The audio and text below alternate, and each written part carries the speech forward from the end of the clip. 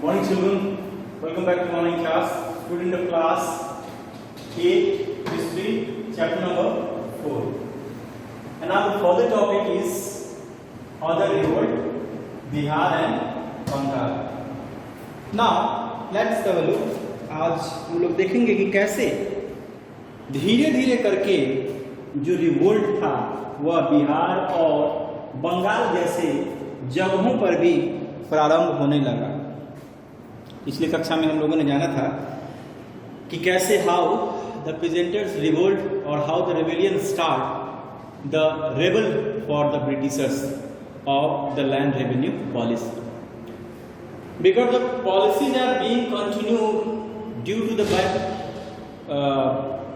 matters which was made by the Britishers and they know only their benefits. सिर्फ अपने benefit से उनको मतलब था और दूसरे किसी चीज़ से मतलब उनको था नहीं। तो आइए देखते हैं कि after the indigo revolt was suppressed in Bengal, peasants and frustrated burst out into anger and refrained from the cultivating indigo. Indigo की क्रांति के बाद में, नील की क्रांति के बाद में दबाने के बाद जो बंगाल में जो आग भर की क्रांति की, फिर धीरे धीरे करके बिहार में जो फैला वो उसका प्रभाव काफी भयावह था।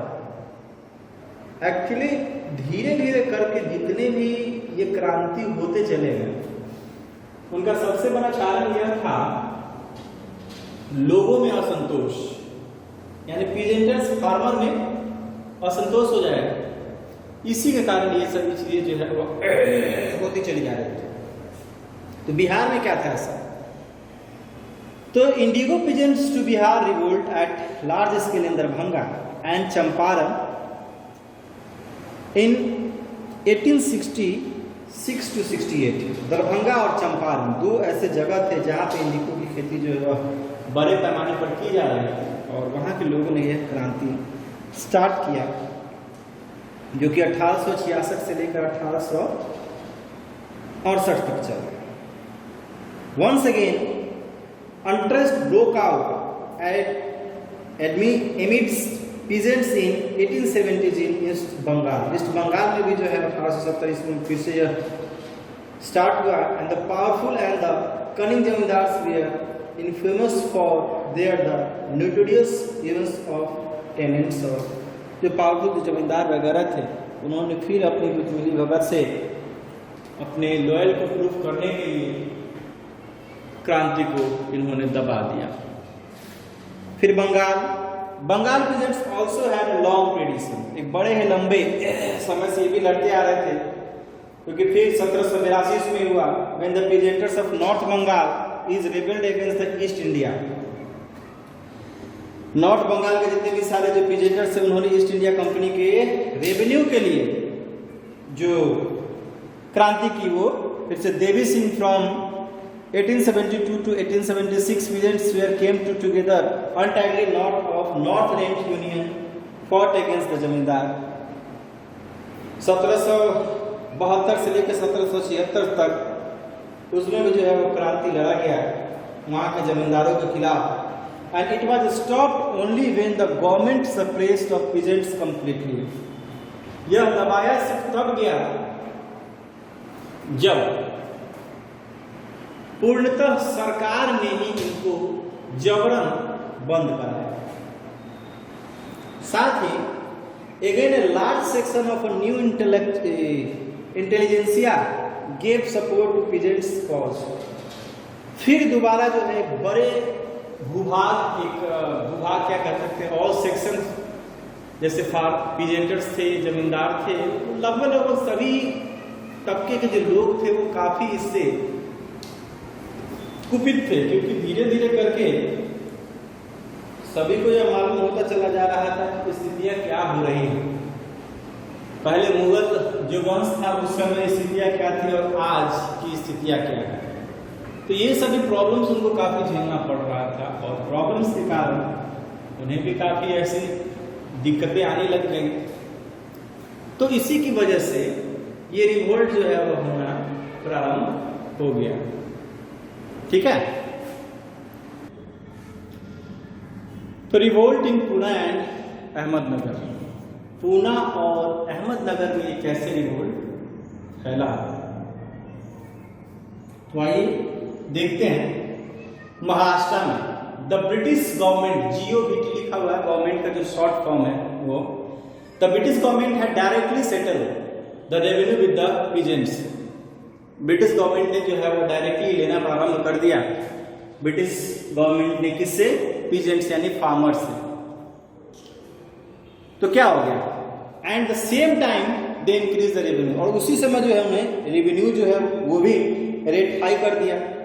And they had to no option to left other than the borrowing the money from the money lenders to charge high interest rate. उनके पास अब कोई चारा नहीं बच गया। जैसे ही जब रेवेन्यू सिस्टम हाई हो गया तो हाई होने में कुछ दिक्कतें आई, क्योंकि सभी के पास इतने सारे जो स्किल नहीं थी, उतनी क्षमताएं नहीं थी उनके पास कि उनका जो है वो लेवल आगे बढ़े। न बढ़ने के कारण उन्हें पैसे नहीं थे, तो मनी लेंडर से उनको उधार लेना पड़ता था, और मनी लेंडर जो है वह काफ़ी हाई रेट पर जो है वह उनको उधार देता था पैसे, और इंटरेस्ट उन लोगों से लेता था। और कारण यह था कि धीरे धीरे कुछ लोग जो है इससे अलग भी होते चले गए। More and more land got the मोर्टेज with the sold out to the money lender who tried their level best to achieve the land on legal or illegal terms।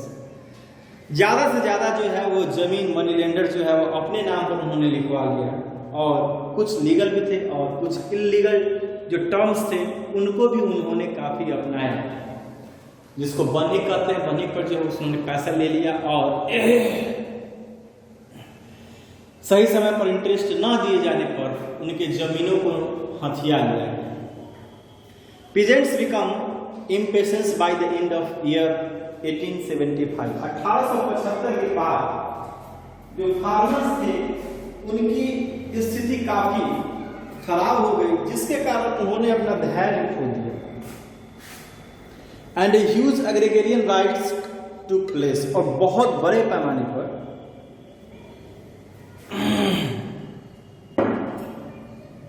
Rights फैल गए। साथ ही police failed in the meeting the fury of peasants resistance which has faced only when the whole military force at Poona took the field against them. Police भी जो है उसमें fail हो गई, क्योंकि पीजेंटर्स एक बड़े पैमाने पर जो है वह मीटिंग कर रहे थे क्रांति के लिए। इसमें पूना में एक मिलिट्री जो है वह भेजी गई ईस्ट इंडिया कंपनी की, ब्रिटिश गवर्नमेंट जो है वह भेजा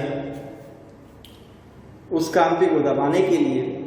and once again the modern intelligentsia of Maharashtra supported the peasants demand. और जो मॉडर्न ख्यालात के जो महाराष्ट्र में जो लोग थे, जिन्होंने देखा कि किसानों की स्थिति काफ़ी दयनीय होती जा रही है, उनकी स्थितियों को सुधार में लाने के लिए आवाज़ को उठाना बहुत ही ज़्यादा जरूरी था। ऐसे लोग जिन्होंने आवाज़ उठाया